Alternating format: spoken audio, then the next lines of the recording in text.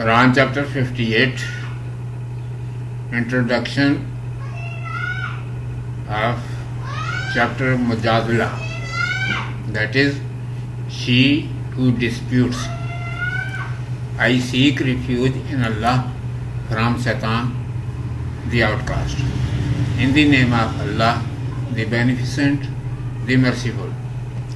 According to order, this is 58th chapter of Holy Quran. It was revealed in Medina during 4th or 5th year after Hijrah. It has 3 sections. In the beginning, the decision has been caused to hear concerning zihar. This word is a kind of divorce in terms of jurisprudence. When a husband illustrates his wife by a simile as his mother, sister, or any other such women who are unlawful for him to marry in accordance with the religious instructions. Before Islam, in Arabia, the rule was that if a husband used to say to his wife, "You are my mother," she was forbidden to him for the rest of his life. Like this, the same rule was that although he did not say mother to his wife, but compared any part of wife's body with mother, which was not allowed for him to see. In Islam too, a man named Aus bin al-Samit said to his wife named Khawla bint Salam, may Allah be pleased with them, "You are for me like my mother's back." Khawla bint Salam came weeping to the messenger, grace, glory, blessings and peace be upon him, and requested, "O messenger, what is command for me?" He, grace, glory, blessings and peace be upon him, said, "No revelation of Allah Almighty has come to me so far in this regard. I say nothing without the revelation. Apparently its impact must be the same as it is in order till now." She began to argue in this manner, "My house will be destroyed, my children will get lost. If they will live with me, they will die with hunger, and if they will live with him, he will not be able to look after them properly." She went to her home and began to pray, "My Lord, send down revelation to your messenger, grace, glory, blessings and peace be upon him, concerning judgment of my dispute. I have no such place besides you where I may cry for help." This case of women has been settled for always in this chapter. It is commanded by saying mother to own wife or comparing with her. The wife is not divorced. She will remain wife of the same husband, and the house will not be broken. But the husband cannot commit a sexual intercourse with his wife unless the husband pays the ransom for his nonsense. Now the Muslims should abide by the same command. If they will do contrary to this command, they will be punished severely on the day of resurrection. Allah Almighty knows all works. He is present everywhere, every time, and with every individual. Every person's character book will be handed over to everyone on that day, and they will be dealt with reward or punishment according to their deeds. After that, the hypocrites have been prevented from their indecent acts, and the Muslims have been instructed.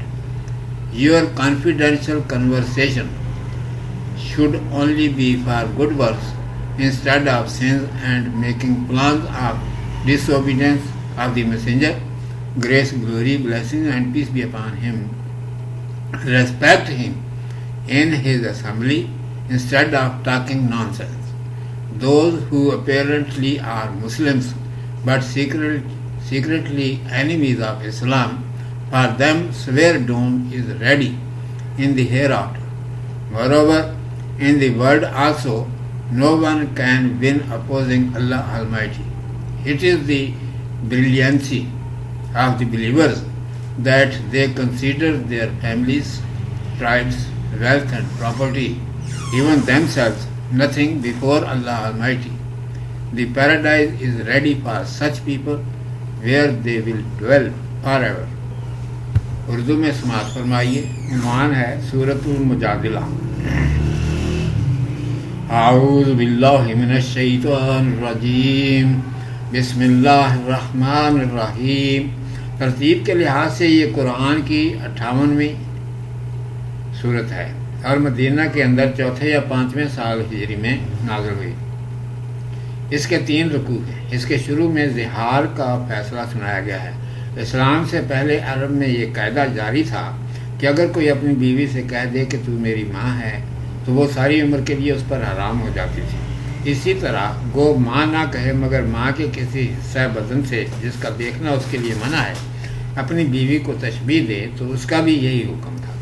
اسلام میں بھی ایک شخص اوس بن صامت اپنی بیوی خولہ بن سالب رضی اللہ تعالیٰ عنہ کو یہ کہہ بیٹھا کہ تو میرے لیے میری ماں کی پیٹھ کی طرح ہے. اس پر خولہ حضرت صلی اللہ علیہ وسلم کے پاس روتی پیٹتی آئی اور عرض کیا کہ یا حضرت میرے لیے کیا حکم ہے؟ آپ صلی اللہ علیہ وسلم نے فرمایا کہ اس کی بابت میرے پاس کوئی وحی الہی اب تک نہیں آئی. میں وحی کے بغیر کچھ نہیں کہہ سکتا. بظاہر تو اس کا اثر وہی ہونا چاہیے جو اب تک ہوتا رہا ہے. اس پر خولہ رضی اللہ تعالیٰ عنہ جھگڑنے لگی کہ یوں تو میرا گھر تباہ ہو جائے گا، میری اولاد کہیں کی نہ رہے گی، میرے پاس رہے تو بھوکی مرے گی، اس کے پاس رہی تو وہ اس کی خبر گیری اچھی طرح نہ کر سکے گا. گھر جا کر وہ اللہ سبحانہ و تعالیٰ سے دعا کرنے لگی کہ میرے جھگڑے کا فیصلہ اپنے رسول صلی اللہ علیہ وسلم پر وہی بھیج کر فرما دیجیے. میرا اور کوئی ٹھکانہ نہیں جہاں میں فریاد لے کر پہنچوں. اس صورت میں ایسی عورتوں کا ہمیشہ کے لیے فیصلہ کر دیا گیا ہے اور اس صورت کی شروع کی آیتیں اسی کے لیے وقت ہیں. ارشاد ہے کہ ماں کہنے سے یا اس کے ساتھ تشبیہ دینے سے بیوی کو طلاق نہیں ہو جاتی. بیوی اسی کی رہتی ہے اور گھر بنا رہتا ہے، لیکن وہ اس سے صحبت نہیں کر سکتا جب تک کہ وہ اپنی اس فضول بکواس کا کفارہ یعنی بدلہ نہ ادا کرے. اب مسلمانوں کو اس حکم کی پابندی کرنی چاہیے. اس کے خلاف کیا تو آخرت میں سخت عذاب ہوگا. اللہ سبحانہ و تعالیٰ کو ہر ایک کاموں کا علم ہے اور وہ ہر وقت ہر جگہ ہر آدمی کے ساتھ ہے. قیامت کے دن ہر ایک کے اعمال اس کے سامنے رکھ دے گا اور ان کے مطابق جزا سزا دے گا. آگے منافقوں کو ان کی ناشائستہ حرکات سے روکا گیا ہے اور مسلمانوں کو ہدایت کی گئی ہے کہ تم خفیہ بات چیت فقط نیک کاموں کے لیے کرو. گناہ اور رسول صلی اللہ علیہ وسلم کی نافرمانی کے منصوبے کرنے کے لیے خفیہ مشورے ہرگز مت کرو. رسول اللہ صلی اللہ علیہ وسلم کی مجلس کا احترام کرو. وہاں فضول باتیں بنانے مت بیٹھ جاؤ. جو لوگ ظاہر میں مسلمان ہیں اور باطن میں اسلام کے دشمن ہیں ان کے لیے آخرت میں سخت عذاب تیار ہے. دنیا میں بھی اللہ سبحانہ و تعالیٰ سے مقابلہ کر کے کوئی شخص نہیں جیت سکتا. ایمان والوں کی شان یہ ہے کہ وہ اللہ تبارک و تعالیٰ کے سامنے اپنے کنبہ، قبیلہ، مال دولت، یہاں تک کہ جان کو بھی کچھ نہیں گردانتے. ایسے لوگوں کے لیے جنت تیار ہے جس میں وہ ہمیشہ رہیں گے. صدق اللہ مولانا العظیم و صدق رسولہ النبی الامی الکریم.